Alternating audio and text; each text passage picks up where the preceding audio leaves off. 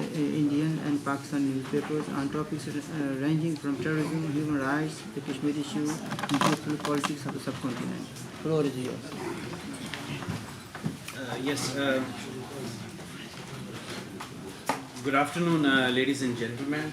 First of all, I would of course like to express my gratitude to Mr. Hamilton, Honourable Member of the British Parliament, for organising this conference on a very pertinent topic of extremism and violence and its impact on societies. And Mr. Hamilton could not have chosen a better place to hold this conference than this very building, which itself has been a target of violence and extremism when a bomb planted by the IRA in 1974 caused extensive damage and injured many people. Fortunately, there were no deaths, and the same, unfortunately, cannot be said for my homeland Jammu and Kashmir, where tens of thousands of people have died and at least 3 generations have been victims of extremism and violence, culminating into full-blown terrorism. I will not go into the history of it. It suffices to say that the seeds for the physical tearing apart of my homeland, for the blurring of the identity of its people, for the destruction of the peaceful and inclusive way of life in the region, and for the induction of the ugly head of terrorism into Jammu and Kashmir by Pakistan, were sown on the 22nd of October 1947. Pakistan's long and blemished history of sponsoring almost all the terrorist groups operating in Jammu and Kashmir is now an open secret. In the late 80s, it again unleashed a policy of death and destruction by exporting terrorism into the Kashmir Valley through its various terrorist proxies like Hizbul Mujahideen, Lashkar-e-Taiba, and Jaish-e-Mohammed. To this day, the Pakistani military establishment continues to patronize dozens of terrorist groups. Thousands of my fellow Kashmiris have died in this proxy war orchestrated by Pakistan. Talking to CNN in February 2019, former Foreign Minister of Pakistan, Junaid Qureshi, admitted that UN designated terrorist and chief of Jaish-e-Mohammed, Masood Azhar, resides in Pakistan. To BBC in March 2019, the minister confessed that his government and Jaish-e-Mohammed maintained official contact. In 2019, in July, Pakistan's former Prime Minister Imran Khan told the US Institute of Peace that his country hosted 40,000 terrorists. In June 2020, the Prime Minister referred to Al-Qaeda leader Osama bin Laden as a martyr in the country's parliament.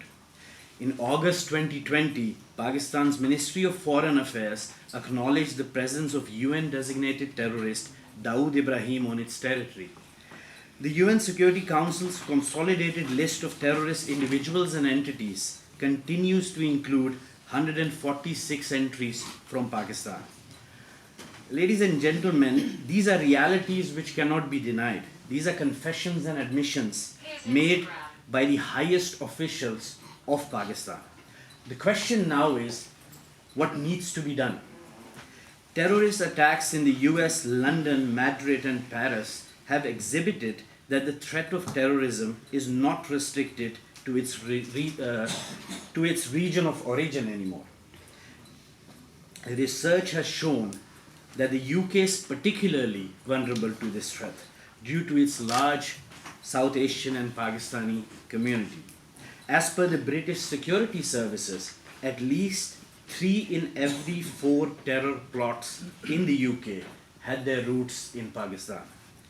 In 2018, Oxford University observed that the majority of the most dangerous terrorist groups in the world are hosted or aided by Pakistan, and that Pakistan is responsible for 3 times the terror risk to humanity that Syria poses, more than 5 times the risk that Libya poses, and 7 times the risk that Iraq poses.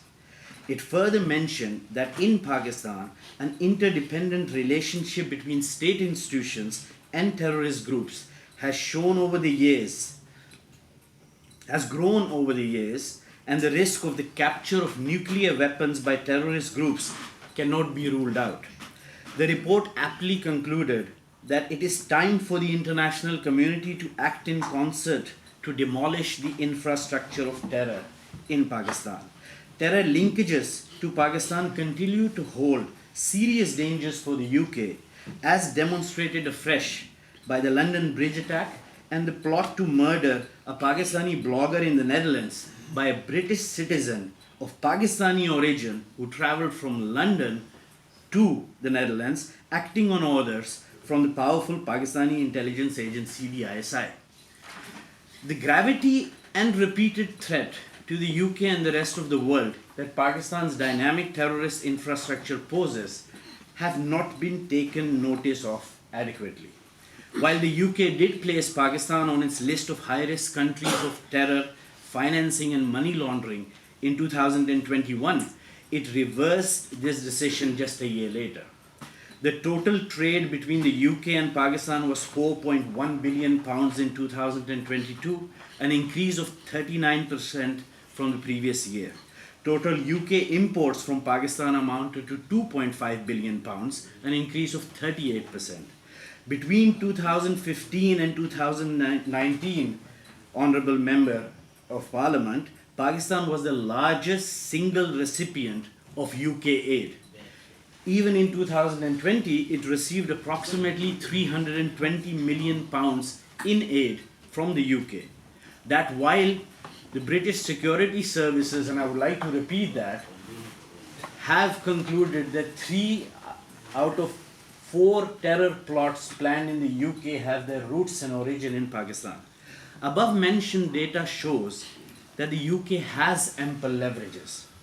The hard fact for the UK remains that unless Pakistan is forced to relent, unless its soil no longer remains a fertile breeding ground for terror that Pakistani British youth get drawn to and have access to, terror clouds will continue to hover dangerously low over the UK.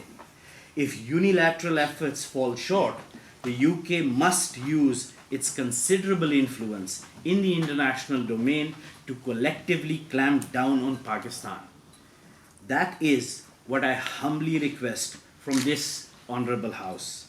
A broader, tougher and concerted international response led by the UK to deter Pakistan's sponsorship of terrorism. This will not only make the UK and Europe a safer place to live in, but also assist us Kashmiris in freeing ourselves from Pakistani-sponsored terrorism, which we have been enduring for over 3/4 of a century. Thank you. Thank you very much, Junaid Saab, for this